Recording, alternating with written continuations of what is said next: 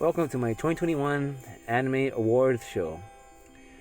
We'll be doing top 10 series of 2021, top 10 characters, top 10 openings, and top 10 endings of 2021. Beginning with series. Anime of the Year award goes to Sunny Boy. I have yet to make a real analysis video on Sunny Boy. I will. I need to rewatch it first.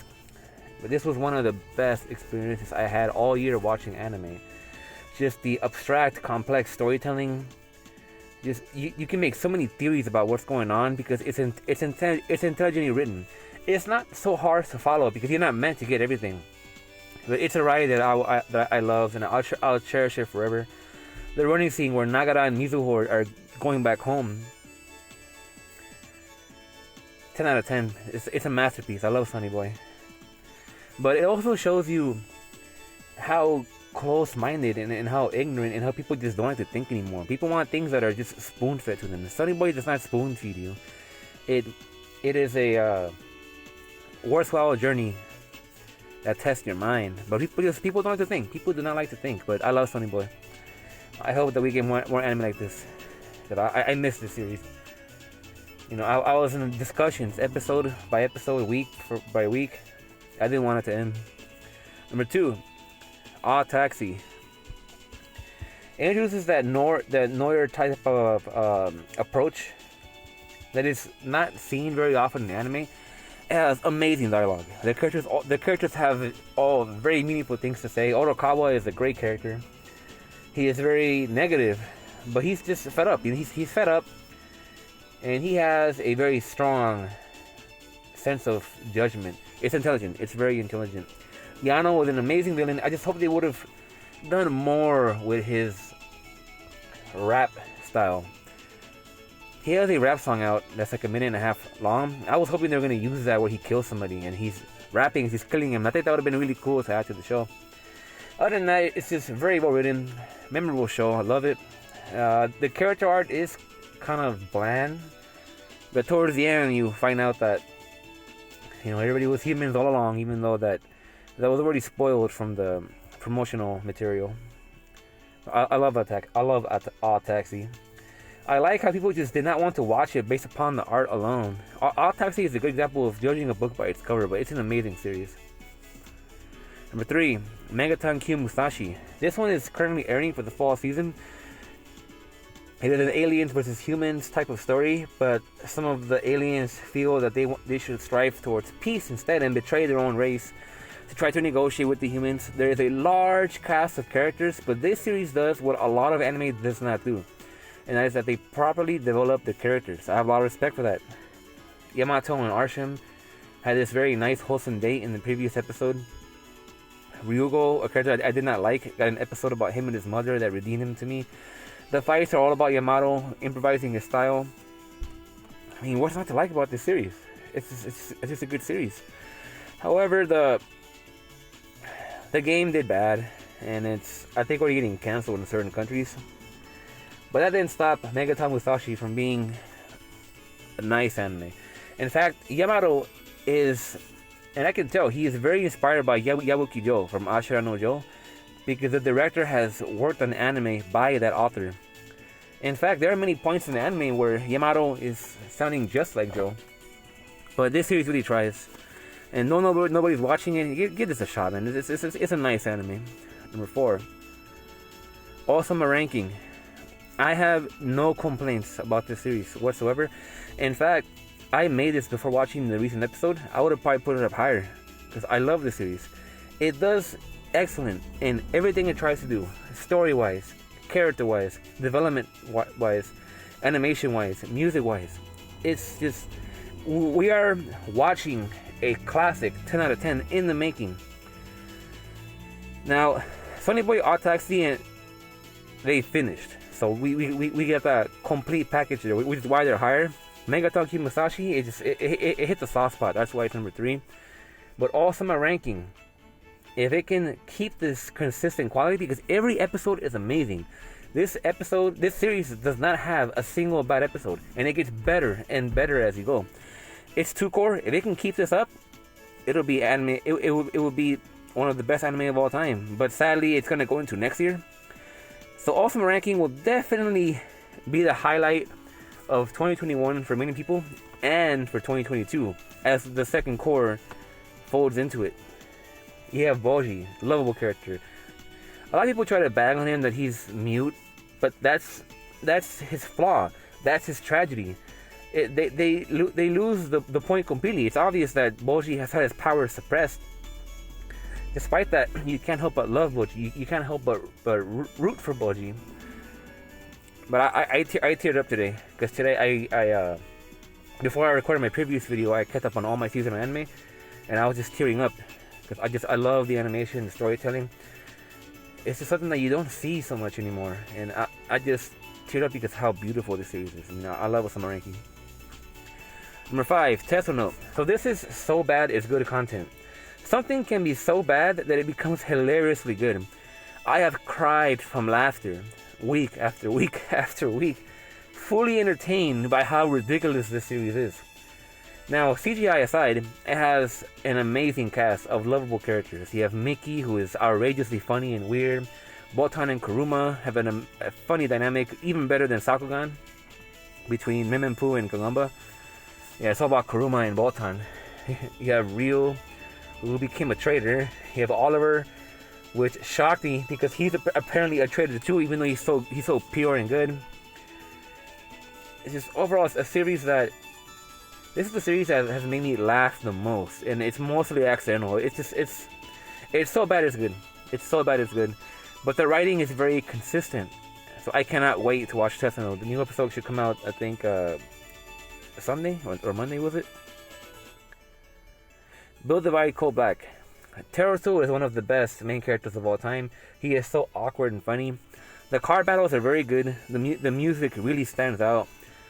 Some battles are kind of rushed, but the story is very intriguing. It's very interesting. This is kind of weird world that they live in, and Teruto is trying to follow his path and fight the king. And I just cannot. He's so lovable. All the characters are just good. And I'm just surprised because this card game is really blowing up. This could become the next big thing. I think a lot of the card packs themselves are selling out. So I've been praising this since episode 1. Can this be the next Yu-Gi-Oh? Maybe. You never know. Heike Monogatari. I really appreciate what this anime was trying to do. It's a very emotional ride as you watch a dream turn into a nightmare, which is what the plot feels like. But it was so rushed that even a lot of reviewers, a lot of respectable reviewers bashed it and said that it's bad. Maybe if I read the source material first, maybe I wouldn't regard it so highly. But I do appreciate what it tried to do. But yes, it has its flaws. It killed off its best characters way too quickly. What was it? Biwa was apparently an anime only inclusion. I did not know that. Till Singway pointed it out. But it was best opening ending of the season easily. But I appreciate it. Number 8, Ore Tsushima. So nobody watched this. This is like the ASMR anime, where each episode is 3.5 minutes long, but it's funny. And they hired some very famous voice actors for this too. So you know you got quality acting. But it's funny. It nails the humor. Tsushima is a hilarious cat. It all works. It all works so well. I just wish that it was 24-minute episodes at least. This has so much potential, but they're just so short. But I was still laughing. Throughout with the cleverly written humor. Watch it. You'll be done in like 30 minutes because every episode is so short. 9, Komi Can't Communicate. This is a high school comedy. I can call it a romantic comedy. That's where it's headed. I just think that it drags along too much. But this has such good directing, such good direction, such good production values that it elevates the jokes, makes them funny. Every single week, it feels like it's getting slightly better and better and better. I have a very good time, very good laughs with the series.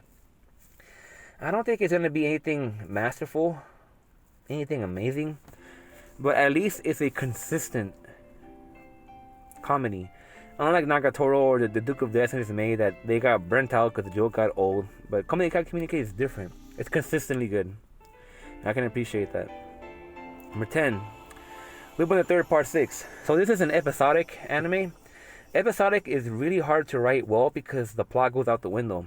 But this series hired many guest writers, and it does nail what it's trying to do. The dialogue is amongst the most cleverly meaningful written I've ever seen. The script writing is good. The plot twists are ridiculously good. But a lot of people aren't watching this because they feel very intimidated by this being such a large series. But you can watch Part 6 and you'll catch on quick. It's not hard to understand. Watch Lupin the Third Part 6. No one's doing it. Please do it. Even all those people on My Anime List that try to watch all seasonal anime are skipping this, and that's shameful. I'm embarrassed for those people. I think one guy's called Canlin something, who was like obsessed in Mushoku Tensei in '86, which are both trash. And there's another one, but it's a good series. I love Lupin the Third. I do plan to watch the older entries too. It's probably the best episodic anime I've seen. Now, best 2021 characters. Mizuho from Sunny Boy. She is the woman, the girl that is obsessed with cats. I like her personality. She can have kind of an attitude. It's not that bad. She has one of the most beautiful character designs that I've seen. Her animation is very, very, very fluid, very pretty, and she's one of the few that makes it. One of the few that makes it. But she's a great character. I want to. I don't really rewatch anime, but I do want to rewatch Sunny Boy pretty soon because of Mizuho. Rajahani, Sunny Boy, the genius, with the scientific approach, with the inventions, with the great theories, smart, very very likable character. He has a very unique type of ending where he becomes a forest. You know, I definitely do plan to talk about Mizuho and Rajahani in future videos, so prepare for that. But yeah, Sunny Boy introduced some amazing characters, just such a good writing. That one where people said. My third, Nyano Ataxi, the villain that raps in his dialogues. One of the best character introductions I've ever seen. When he crashes into Orokawa on the scooter, he's a lovable character. I love Yano. I wish they would have built his character more though, because he got a very anticlimactic type of end. Orokawa Ataxi, the main character of Ataxi, very smart, conscious type of dialogue. He's just very smart. He's one of the smartest characters of I've ever seen in anime. And of course, he developed this kind of mentality because of his very painfully depressing upbringing. But I really appreciate Orokawa's character a lot. 5. Miki Tesuno. This man is a poetic genius. He is awkwardly hilarious. I don't even know where to begin with this man, but I really like how bizarre his character is. But at the same time, he's just so funny. 6 is Botan Tesuno. Yeah, she's this ninja that she's kind of clouded by her morality. But she's very cute, she's very funny, she's very adorable. She can be very smart at times. She's a decent secret agent, you could say. But the reason why she's here is because she goes so well with number 7, which is Kuruma. He is the other spy. And these two are always butting heads. But you can tell that Botan likes it. You can tell there's like a little romance building up here. It wouldn't surprise me at all if these two end up getting together. But they are so hilarious when they're together. It's like on the same tier as like Kei and Rei from Dirty Pair. It's funny. They're hilarious characters. Yamato from Megaton Q Musashi. So one of the problems with the fall season is that well, not the fall, but like the whole year, is that a lot of protagonists are very clouded by their sense of morality. They don't want to kill, or they don't want to harm even those that deserve it. Yamato doesn't care. He is out to genocide these aliens because they killed his family. They're a threat to humans. He knows what needs to be done. He's also very inspired by Yabuki Joe from Ashira no Joe, which is very obvious, even in the voice acting. But he's a breath of fresh air amongst all the other bland and boring protagonists. I do love Yamato. Very good character. And just like Yabuki Joe, when it comes to love, it just goes over his head. 9 is Shu from Batgirl. So we're going back here to Batgirl. Shu is this attempt at a new type of Lelouch, because the writer, well, the staff involved for Batgirl was from Code Geass, and Shu has that Lelouch type of Keikaku, that Justin's plan. Very smart character, had a fake out desk. I love Shu's character. I always look forward to his shenanigans, how everything is just according to plan, but he's still a very good character regardless. That anime though, it had a terrible ending. How are you gonna do a cliffhanger ending when you know you're not gonna do it anymore? 10 is Teruto. Yeah, Teruto is a very awkwardly funny character from Below Divide Code Black, the main character. He's just so weird. Everything he does is just bizarre, but it's so funny. I still don't know whether they're trying to make him look cool, like Yami Yugi from Yu-Gi-Oh, or whether it's done on purpose. But yeah, if you watch Below Divide Code Black, his character is just hilariously lovable. You can't get enough of Teruto. When he puts on the bunny hood with the bunny ears and the Joker smile, you know you're about to get some top tier funny cringe out of his lines. So, also honorable mention for Arashi from Scarlet Nexus. Scarlet Nexus is trash. She is a great character stuck in a terrible series, but I definitely feel some love for Arashi. The only character that's likable from that series too. What a shame. So best openings 2021. Number 1, Heike Monogatari. I love the opening. I love the feel of it. It's mystifying, you know. Number 2, Shadow House. Shadow House is a garbage series that had a really good opening regardless. I like the creepy violin solos, the haunting atmosphere that it has. I like it. It's a very good opening. Romo Garandol. You got some electronic type upbeat intro. It sounds really good. Unfortunately, the series fell apart. Number 4 is Blue Reflection Ray. The first opening is legendary. Unfortunately, this series really fell apart. It really fell apart. It was just to promote a game. This series had a decent beginning. It had a strong middle, but it finished poorly. But the first opening is very good. Below Divide Code Black. This is more like a guilty pleasure. I like how this sounds, even though it's more like a guilty pleasure. And I got carried away with the music. Let's do some.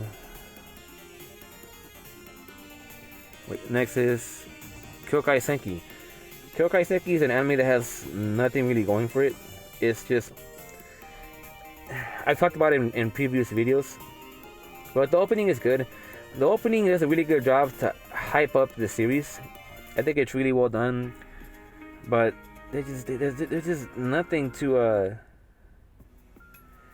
the series is just nothing. They're still inside for having an amazing opening though. Okay, I found what I'm looking for. Alright, 7. Ijiro Naide, Nakatoro-san. I like the opening. I mean, visually, it captures the immature and playful representation of what the series has. But the song itself is also pretty good. I think the Nagatoro's voice actor sang it. Pretty good opening. I would constantly go back and watch it. It just nails to prepare you for what's in store for you in this type of a series. 8. Vivi Fluorite Ice Song. So this wannabe Macross type of series. I did not like any of the idol songs, but the opening was good. It was good though. 9. Megaton Q Musashi. I like how it starts with how it goes Megaton Musashi, and you get this upbeat kind of like drum solo going on. It's a decent opening. 10. Godzilla SP. What I like about this the most are the vocals. I think it's a pretty good opening. Amazing visuals also as well. You know, this was a series that did finally get a season 2, but the first season was more like a build up towards it. I think that's kind of a mistake. But the opening is still good regardless. Now, top 10 endings. Sonny Boy. It's sad. You know, and then at the last episode, they give you an acoustic version of it. You know, it's just, I love the song. I like it. I like the energy that it gives, but it just makes me feel sad because it's the end. You know, you're done. Episode is over. Series is over. Here's the ending. Such an amazing anime that's so new. 2. Megaton Kimusashi. Again, I like the ending. I like the style of music that it's in. I don't have much to say about it though, but I just really enjoy it. Osama Ranking. Very, very emotional ending that shows Boji and, was it Kage? His friend, the black blob. But just a very nice emotional ending. Very beautiful. Nice animation in the ending also. 4. Mars Red. Legendary ending. But if the series would have taken out the worst half of its episodes and just been 6 episodes long with the best episodes and play in a very specific order, I feel like the order of the episodes was kind of messy. This could have been a masterpiece. But sadly, it had a very bad main character, and half the episodes were not worth it. Heike Monogatari. This is probably the most bizarre ending of the year. But I love it. I love this experimental approach with the rap to atmospheric electronic switch. It's sudden too, takes you by surprise, and the visuals go well with it. Sakugan, fun, comfy ending. I love it. The visuals are great too. It's just very fun to listen to. Very wholesome. 7. Kyokai Senki. It has a sad sounding ending, but I like it. I like it's very. I like the sad emotions this brings out in you as an ending. 8. Shadow House. Again, Shadow House, very strong opening, very strong ending. I mean, I love this ending a lot. I like how creepy it sounds. It's a shame that the series itself is trash. Number 9. 86 Part 2. This ending goes very well with the series because the series is very sad with all the deaths and misery that goes on. I like how it numbs you. It numbs you at the end. How sad it is. Number 10. SSS Dino Zenon. I don't have much to say about this. I like the ending. You know, it feels like it doesn't really match the feel of the series itself, but it sounds very good. You know, I like it.